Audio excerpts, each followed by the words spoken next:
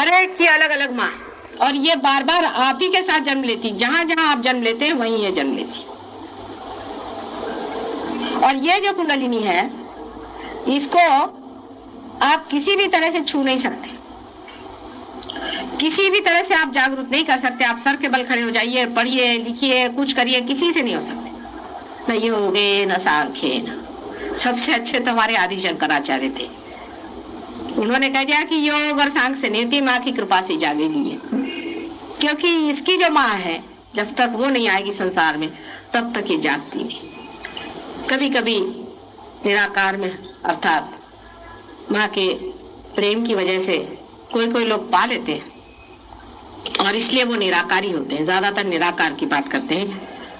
जैसे कि आप कह सकते हैं बुद्ध के बारे में हुआ कि बुद्ध एक बार थक के बैठे थे, तब स्वयं साक्षात आदि शक्ति ने ही उनको जागृति दी और वो पार हो गए। तो इन्होंने ईश्वर है ही ने ऐसा कहा, क्योंकि आप भी जब पार हो जाते तो आपको ठंडा ठंडा आता है और आप पार हो जाते हैं। आप थोड़ी देखते हैं कि ईश्वर है या नहीं, ये तो मैं बता रही हूँ ना कि ईश्वर है या नहीं। उसकी वजह यह है कि सूक्ष्म, अति सूक्ष्मता से जब कुंडलिनी ऊपर में चलती है तो अंदर से गुजरती हुई जाती है, बाहर का मामला उसे कुछ दिखाई नहीं देता। जब चित्त आपका अति सूक्ष्म से अंदर से घुसता है तो बाहर का मामला दिखाई नहीं देता। जैसे अभी आप बैठे हुए हैं तो आपको क्या मालूम कि बाहर का दिल्ली आपको थोड़ी दिखाई देगी। आप एरोप्लेन से आएंगे तो आपको सारी दिल्ली दिखाई देगी, लेकिन अगर आप घर के ही अंदर घुसे हो तो आपको वो घर ही दिखाई देगा, उसका भी बाहरी हिस्सा नहीं दिखाई देता। इसी तरह से जब कुंडलिनी अति सूक्ष्म उठती है तो आपको बाहर का कोई तरीका दिखाई नहीं देता। आप ये भी नहीं जानते कि ईश्वर है या नहीं है, सिर्फ आपके अंदर से ठंडक ठंडक से आने लगती है, चैतन्य की लहरियां आने लग जाती है और इसका इफेक्ट आप देखते हैं। अब तो आपकी माँ है यहाँ और हर एक चीज में आपको बता सकती हूँ, उसका प्रूफ भी दे सकती हूँ।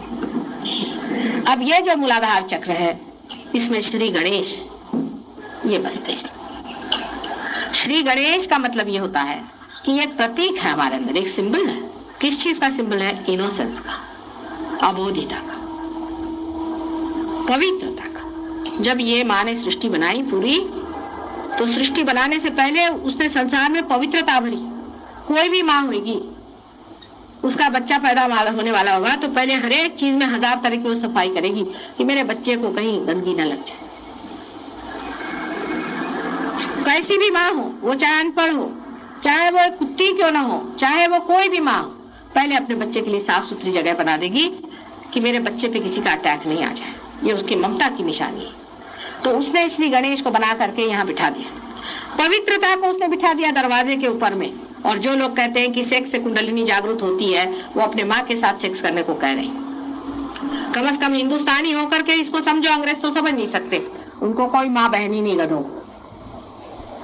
तुम लोग तो समझो कि कोई ऐसी बात आपसे समझाए तो क्या आप इसको मानना चाहिए? ये रजनीश ऐसे समझाता है,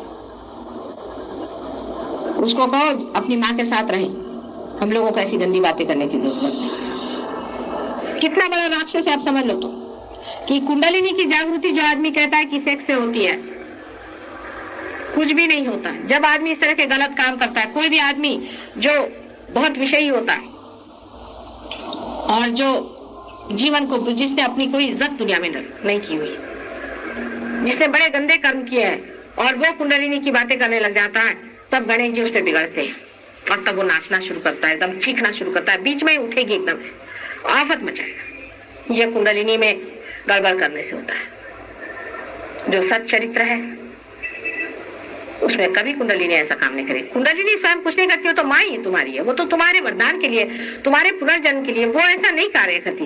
पर गणेश गुस्सा हो जाते। तांत्रिक लोगों ने इसका बड़ा फायदा उठाया।